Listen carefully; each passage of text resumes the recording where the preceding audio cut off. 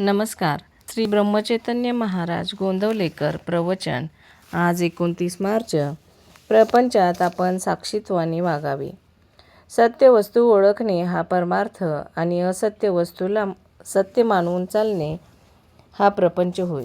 आपल्याला वस्तू दिसते ती खरी असेलच असे नाही, पण ती मुळीच नाही असे मात्र नाही, ती काहीतरी आहे. एका दृष्टीने सत्य वस्तू अशी आहे की प्रत्येकजण जे गुण त्या वस्तूला लावतो ते सर्व गुण तिच्या ठिकाणी आहेतच, शिवाय आणखी कितीतरी गुण तिच्या ठिकाणी आहेत, म्हणून ती निर्गुण आहे. दुसऱ्या दृष्टीने ती अशी आहे की प्रत्येकजण जो गुण तिला लावतो तो कल्पनेनेच तिच्या ठिकाणी आहे असे आपण म्हणतो, म्हणून ती वस्तू गुणांच्या पलीकडे आहे. या अर्थाने सुद्धा ती निर्गुणच आहे. जशी आपल्या देहाची रचना तशीच सर्व सृष्टीची रचना आहे. देहामधले पंचकोश सृष्टीमध्ये देखील आहेत. फरक एवढाच की देहामध्ये ते मूर्त आहेत तर सृष्टीमध्ये ते अमूर्त स्वरूपात आहेत. भगवंताला एकट्याला कर्मेना, म्हणून तो एकाचा अनेक झाला. त्याचा हा गुण माणसाने घेतला. आपल्या हौसेसाठी आपला व्याप वाढवितो. आपण आपल्या हौसेसाठी आपला व्याप वाढवितो, पण फरक हा की भगवंताने व्याप वाढविला तरी त्यामध्ये तो साक्षीत्वाने राहिला आणि आपण मात्र व्यापामध्ये सापडलो. भगवंत सुखदुःखाच्या पलीकडे राहिला, पण आपण मात्र दुःखात राहिलो.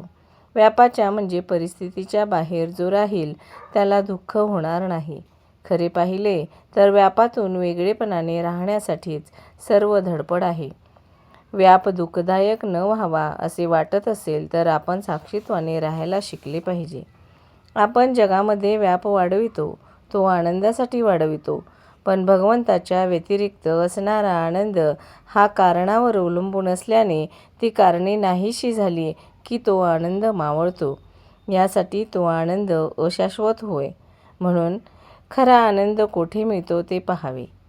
जगणे म्हणजे शरीरात चैतन्य असणे होय. चैतन्य हे केवळ सच्चिदानंदात्मक आहे, म्हणून जोपर्यंत आपण जिवंत आहोत तोपर्यंत स्वाभाविक आनंद असलाच पाहिजे. हा आनंद आपण भोगावा.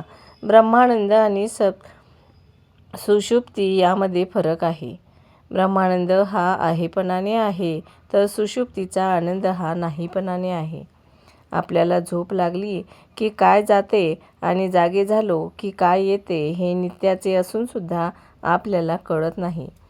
भगवंताच्या इच्छेने सर्व होते आणि तोच सर्व करतो अशी भावना ठेवणे यासारखे समाधान नाही. कृतीमध्ये आनंद आहे, फळात किंवा फळाच्या आशेत तो नाही. नामस्मरण रूपी कृती केली असता शाश्वत आनंदाचा सहज लाभ होईल. भगवंताच्या स्मरणात कर्तव्य केले की जीवनात आनंद उत्पन्न होतो. धन्यवाद.